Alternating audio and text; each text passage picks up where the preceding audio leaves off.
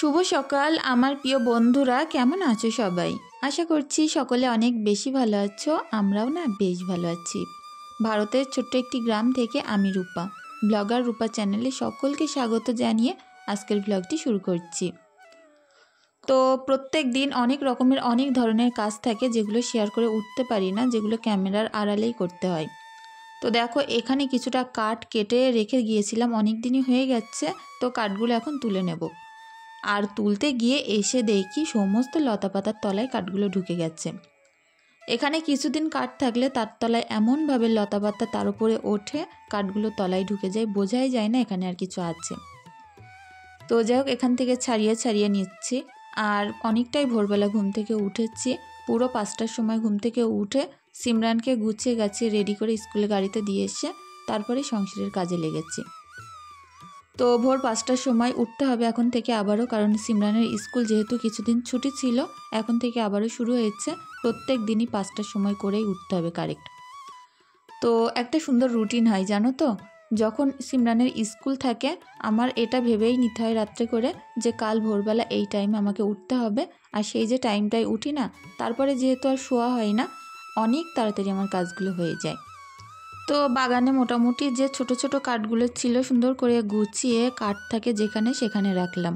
আর ওখান থেকে আমার উনুন পাটটা খুব একটা বেশি দূরে নয়, আর গরম গরম কাঠ নিয়ে আমি রান্না করতে পারি। তো তারপরে চলে আসলাম একটা একটা পাট করে এখন উঠোন ঝাড়ু দেব। যেহেতু প্রচুর বড় উঠোন, ওই কারণে আমাকে একটু একটু করে ঝাড়ু দিতে হয়। সবটাই গাছগাছালিতে এঁটে গেছে, তবে যতটুকখানি ফাঁকা আছে ততটুকখানি ঝাড়ু দেব। তো সকালের টাইমে এরকম একটা সুন্দর মেজাজ থাকে, কি বলবো। যত ভোর ভোর ওঠায় তত সুন্দর মেজাজ, মন মানসিকতা থাকে, কাজের প্রতি একটা আলাদা রকম আগ্রহ থাকে। আর এই যে সময়টায়, এই টাইমটায় ঈশা ঘুমায়। আর ঈশা বলতে পারো 8টা কি 8:30 এরকম টাইমে ঘুম থেকে উঠেছিল, তার মাঝে আমি কাজগুলো করেছিলাম। তো ঈশা ঘুমাচ্ছিল, সিমরান বাড়িতে নেই, হাজব্যান্ড ভোর ভোর কাজে বেরিয়ে গেছে। আর এখন শুধু বাড়িতে বলতে পারো একা একা সমস্ত কাজ করে নিচ্ছি। একটা আলাদা রকমই ভালো লাগে জানো তো, বাড়িতে যখন কেউ না থাকে কাজ করতে দেখবে আলাদা রকম একটা শান্তি লাগে, আর অনেক তাড়াতাড়ি হয়ে যায়। আর বাড়িতে সবাই থাকলে তখন কিন্তু একটুখানি ঢিলেমিশি হয়ে যায়, এর সঙ্গে কথা বলতে, এর এটা করে দিতে ওর ওটা করে দিতে বেশ লেট হয়ে যায়। তো আমার সামনের উঠোনটা দেখে বুঝতেই পারছো কতটা বেশি গাছগাছালি জন্মেছে, আর এগুলো কাটার আর লোক হচ্ছে না। এতবার হাজব্যান্ডকে বলছি কিন্তু সময়ই পাচ্ছে না। তো যাই হোক, দেখা যাক কবে পরিষ্কার করে দেয়। আস্তে আস্তে ইটগুলো এবার ঢেকে যাচ্ছে। তো উঠোনটা পরিপাটি করে নিয়ে এখন চলে আসলাম পুকুরের পাড়ে। আর শানটার ওপরটাও ঝাড়ু দিয়ে নেব, যেহেতু এখন বেশ পাতা পড়ে, তো সেই কারণে একটু ঝাড়ু দিয়ে নিতে হয়। আর এই যে পাতাগুলো পানির ওপরে পড়ছে, অনেকটাই খারাপ লাগছে, কারণ পাতাগুলো পরে পচে যাবে আর এই পানিতেই মিশে যাবে। তো যেহেতু অনেকটাই ভোরবেলা, রৌদ্রের কোনো নামমাত্রা নেই, তো একটু হয়তো অসুবিধা হতে পারে, ভিডিওটি ঘোলাটে লাগতে পারে। কারণ কি বলো তো, যখন এরকম রোদ্দুর একেবারেই না থাকে তখন কেমন একটা যেন ঘোলাটে ভাব আসে। তো যাই হোক, একটুখানি সকলে মানিয়ে নিও। আর এখন দেখো, প্রত্যেকটা বাসন খুব সুন্দর করে মেজে নিচ্ছি ছাই এবং সাবান দিয়ে। আর প্রত্যেকটা বাসন খুব সুন্দর করে ধুয়েও নেব। তো যাই হোক, সকাল সকাল কাজ করছি, আর সকাল সকাল অনেক তাড়াতাড়ি আজকে আমি রান্নাও করেছি। তোমাদের সঙ্গে অবশ্যই শেয়ার করব। কাজগুলো শেষ করে আমি আবার একদম 9টার সময় রান্না বসিয়েছিলাম। 9টা থেকে 10টা পর্যন্ত রান্না করেছি, তারপরে আবার দোকানে গেছিলাম। তো আমাদের মতো যারা বাইরে কাজ করে থাকে, যেসব হাউসওয়াইফরা, তারা নিশ্চয়ই জানে যে কতটা কষ্ট করে সকালের এই কাজকর্মগুলো টাইমের মধ্যে শেষ করতে হয়। আজকে দোকানটা খুলতে আরও একটু দেরি হয়ে গেছিলো, তবে কিছু করার নেই, সব দিকে একা হাতে করতে গেলে একটু তো সময় লাগবেই বলো তো। আর যেহেতু বাচ্চা ছোট, তার পেছনেও সময় দেওয়া, সকালের টাইমটায় ব্রাশ করানো, জামা কাপড় বদলে দেওয়া, আর গুছিয়ে গাছিয়ে নিয়ে তারপরে খাইয়ে বের করা, সবটা মিলে একটুখানি কিন্তু আমার অসুবিধা হয়, কিন্তু সবটাই টাইমে করতে পারি, নিজের মনোবলটাকে দৃঢ় রেখে কাজ করি। তো বাসনগুলো মেজে ওপরে তুলে দিয়ে আসলাম। আর এখন দেখো, সার্ফ নিয়ে সুন্দর করে জামা কাপড়গুলো কেচে দেব। আর আজকে একেবারে সহজ উপায়ে শীতের জামা কাপড়গুলো গুটিয়ে তুলে রাখবো। বেশ কয়েকদিন হয়েছে জামা কাপড়গুলো তুলবো ভাবছি, কিন্তু তুলতেই পারছি না। আর শীতের প্রত্যেকটা সোয়েটারই আমি কেচে নিয়েছিলাম, যেগুলো আর নোংরা নেই। তো ব্ল্যাঙ্কেট কটাই বাকি আছে কাচতে, ওগুলো হলেই হয়ে যায়। তো আজকে সুন্দর করে দেখবে একদম অল্প জায়গার মধ্যে আমি শীতের জামাকাপড় পুরো গুছিয়ে তুলে দেব। আর আমার ঘরে তো একটা অনেক বড় সুবিধা আছে, যেখানে শীতের জামাকাপড় রাখতে অনেকটাই সুবিধা হয়। তো তোমাদের সঙ্গে শেয়ার করব সেই টিপসটা। অবশ্যই তোমরা পাশে থেকো, আশা করছি বেশ ভালোই লাগবে তোমাদের। তো এদিকে দেখো প্রত্যেকটা জামাকাপড় একটু আচার দিয়ে দিয়ে ধুয়ে নিচ্ছে, আর গামছাটা থেকে দেখো কি পরিমাণে রং উঠছে। কি বলো তো, আরও যদি গরম পানি দেওয়া হতো আরও বেশি রং উঠতো। তো যাই হোক, সব গামছা একই রকম হয় না, কিছু কিছু গামছা দিয়ে এরকম রং ওঠে। তো এখন সুন্দর করে এগুলো একটুখানি কষলে কষলে ধুয়ে নেব। আর বেশিরভাগই জামা প্যান্ট ঈশা আর সিমরানের। তো সকালবেলা করে আমি বেশিরভাগ যেগুলো কেচে থাকি সেগুলো ঈশা সিমরানের, আর বিকালে যেগুলো কাচি সেগুলো শেয়ার করা হয় না, কারণ হাজব্যান্ড বাড়িতে আসে ওই 2:30-3টের দিকে, তখন যে জামা প্যান্টগুলো খুলে দেয় সেগুলো আমি একেবারে ওই হাতেই কেচে তারপরে ধুয়ে মেলে দিই। তো যে কোনো জিনিস যখনই হয় সেই মুহূর্তে যদি কাজটা করে রেখে দেওয়া যায়, তো আমাদের সংসারটা যেমন গোছানো গাছানো থাকে, আবার কাজও কিন্তু কম লাগে। আর ওই যে করছি করছি বলে গাদা করে রেখে দিয়ে 2 দিন 1 দিন বাদে কাচতে লাগলে তখন তো জীবনই শেষ। তো যাই হোক, দেখো এখন সুন্দর করে এগুলো রেখে আসবো, তারপরে যাব আমার ওই যে ফার্মের উপরে জামাকাপড় মেলতে। বাইরের যে দড়িটা দেওয়া আছে সেখানটায় অনেকটা জামাকাপড় মেলা আছে। তো ভাবলাম চলো, ওখানে তো জায়গা নেই, এখানটাই মেলে দিই। বড় জায়গা ভুই হলে না একটা জিনিস কিন্তু সুবিধা, জামাকাপড় শুকানোর কষ্ট হয় না, যেখানে খুশি সেখানেই মেলা যায়। আর আরেকটা জিনিস তো অনেকটাই সুবিধা আছে, সেটা হচ্ছে যে কোনো সবজির গাছ লাগিয়ে আমরা সবজি তুলে খেতে পারি। আর এই যে সজনা গাছগুলো দেখতে পাচ্ছ, এগুলো এবার আর ফল হবে না, একটাও সজনে ডাঁটা হয়নি। আর এর একটাই কারণ, 2-3 মাস গোড়ায় পানি জমেছিল বর্ষাকালে, তো তার কারণে গাছগুলো কেমন শুকিয়ে শুকিয়ে আসছে। তবে বেঁচে উঠেছে, আমার মনে হয় বেঁচে যাবে। তো তারপরে চলে আসলাম উনুন পাড়ে, বেশ অনেকটা কাজ করে নিয়েছি আর বেশ গাটা হালকাও লাগছে। ঈশা এখনও পর্যন্ত ঘুমাচ্ছে, আর আমি কিন্তু আমার মতো মনের মতো করে কাজগুলো গুছিয়ে করছি। বাচ্চা কাচ্চা পেছন পেছন থাকলে দেখবে কাজ করতে কিন্তু একটু অসুবিধা হয়। আমরা এই সাংসারিক জীবন থেকে কিছু পাই আর না পাই, একটা কিন্তু ভালো ফলোয়ার্স আমরা পেয়ে থাকি, সেটা হচ্ছে আমাদের সন্তান।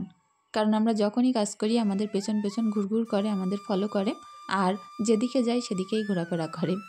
তো যাই হোক, এত বছরের গিফট আমাদের একটা সুন্দর ফলোয়ার্স, সেগুলো হচ্ছে আমাদের বাচ্চারা। তো দেখো সুন্দর করে উনুনটা লেপে নিলাম, আর রোদ্দুর আসা সবে শুরু হলো। আর এখন ঘরে যাব, দুটো ঘর সুন্দর করে গুছিয়ে নেব, তারপরে আমি রান্না বসাবো। সকাল সকাল রান্না করে নিলে দেখবে সারাদিন মনে হয় কোনো কাজই নেই। আর আমি যেহেতু রান্না করে দোকানে চলে যাব, আর তো সারাদিন প্রায় বাড়িতে আসতে পারবো না, ওই কারণে যতটা সম্ভব কাজকর্ম এখন গুছিয়ে স্নান সেরে যাব, আর একেবারে দুপুরের টাইমে বাড়িতে আসবো। তো রান্নাটা করা থাকলে দোকানে গিয়ে শান্তিতে বসে দোকানদারি করতে পারি, আর বাড়ির কোনো চিন্তাই থাকে না। তো দেখো শীতের জামাকাপড়গুলো একটু সুন্দর করে ভাঁজ করে নিচ্ছে, এগুলো যেহেতু প্রচুর বেশি মোটা মোটা, তো সেইভাবে ভালোভাবে ভাঁজ হচ্ছে না, তবে চেষ্টা করছি। আর ভাঁজ করে তারপরে এখন একটা সুন্দর বস্তার ভিতরে ভরে উপরে তুলে দেব। বাক্সটা আমার খুব একটা বেশি বড় না, আর বাক্সের ভিতরে প্রচুর কাঁথা বানিয়ে রেখেছি আমি, আমার অনেক কাঁথা তৈরি করা আছে। আমি হয়তো শাড়ি খুব একটা বেশি পরি না, তবে যে শাড়িগুলোই পরি নতুন থাকতে বাদ দিয়ে নতুন নতুন কাঁথা পাতি। আমার যেন নতুন কাঁথার একটা আলাদা রকম আমেজ লাগে। হয়তো এটা পুরনো চিন্তা ভাবনা কাঁথা পাতা, তবে আমার তো পাততে বেশ ভালো লাগে। অনেকগুলো কাঁথা করা আছে, আর ব্ল্যাঙ্কেটগুলো যখন ঢুকাবো না, বাক্সের ভিতরে মোটেই জায়গা থাকবে না। তো সেই কারণে এই যে বক্সটা আছে, এটা যে আমার কী সুবিধা দেয় কি বলবো। আর এটা কিন্তু প্রচুর বড়, আমার বাথরুমের ছাদ জুড়ে এই বক্সটা তৈরি করা।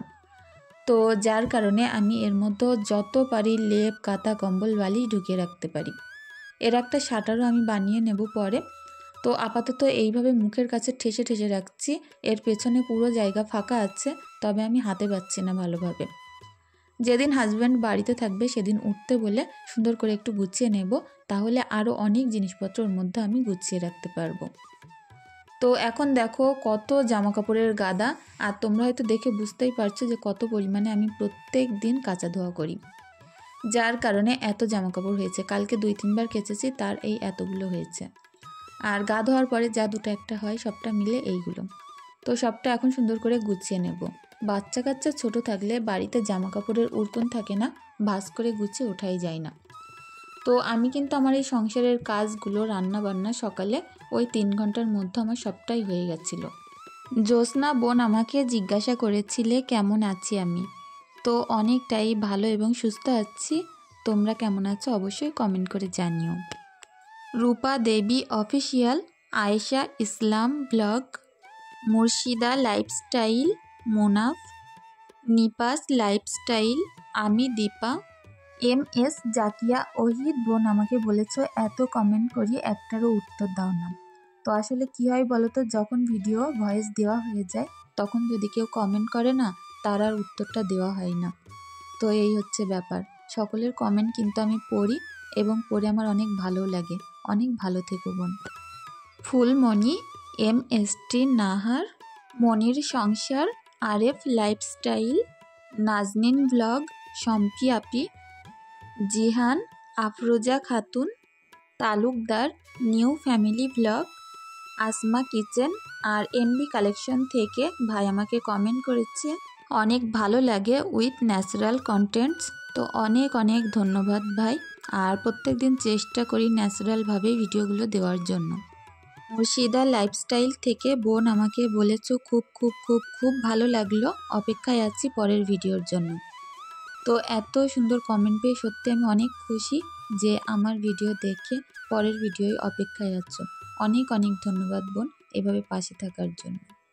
সকলকে জানাই অনেক অনেক ভালোবাসা। সকলে অনেক বেশি ভালো থেকো, সুস্থ থেকো। আর আমার ভিডিওর ভিতরে, আমার কথার ভিতরে কিংবা কাজের ভিতরে যদি কোনো ভুল ত্রুটি থেকে থাকে প্লিজ ভিডিওটি ক্ষমা সুন্দর দৃষ্টিতে দেখার অনুরোধ রইল। প্রত্যেক দিন চেষ্টা করি সুন্দর নিখুঁতভাবে কাজগুলোকে করে তোমাদের সামনে আনার জন্য। তবে বুঝতেই পারছো সাধারণ ঘরের হাউসওয়াইফ আর তা বাদে বাচ্চার মা, সব কিছু পরিপাটিভাবে করার চেষ্টা করলেও নিখুঁত তো থাকবেই। আর আমরা মানব জাতি, আমাদের কিন্তু খুদ নিখুঁত সবটাই আছে, সব কিছু মিলেই আমরা মানুষ। তো যাই হোক, এদিকে দেখো অনেক জামাকাপড় ভাঁজ করেছি, কিছুটা তুলে দিয়েছি, আর যেগুলো পরি সেগুলো আলনায় গুছিয়ে রাখলাম। আর এখন টেবিলটার উপরটা একটু গুছিয়ে নেব, যার কারণে বাক্সের উপর জিনিসপত্রগুলো সরিয়ে নিলাম। সব জায়গায় এলোমেলো থাকার থেকে একটু গোছানো গাছানো থাকা কিন্তু বেশি ভালো লাগে। তো বাচ্চা কাচ্চা বই পড়লে চারিদিকে বই খাতা ছড়িয়ে ছিটিয়ে থাকে, যেহেতু সন্ধ্যাবেলা পরে, তো সেই কারণে সবটাই গুছিয়ে আবার তুলে রাখলাম। আর তারপরে রান্নাটাও বসিয়ে দিয়েছি, এখনও আমার মেয়ে ঘুম থেকে ওঠেনি। তো সুন্দর করে ভাতটা বসিয়ে ওইদিকে দিয়ে দিলাম। আর এদিকে আমি একটা সবজি করব। প্রথমে করব অল্প একটু শাক, আর শাকটা হয়ে গেলে তারপরে করব আমি কলা, আলু আর বড়ি। আজকে একেবারে সিম্পল নর্মাল রান্নাবান্না করব।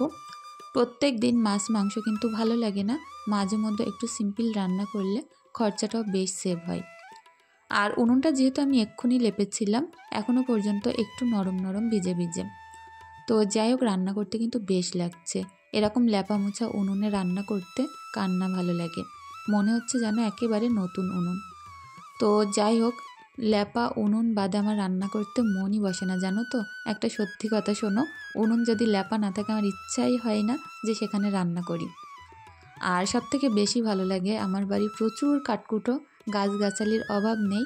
আমি যদি সারা বছর উনুনে রান্না করি তবু আমি কাঠ শেষ করতে পারি না।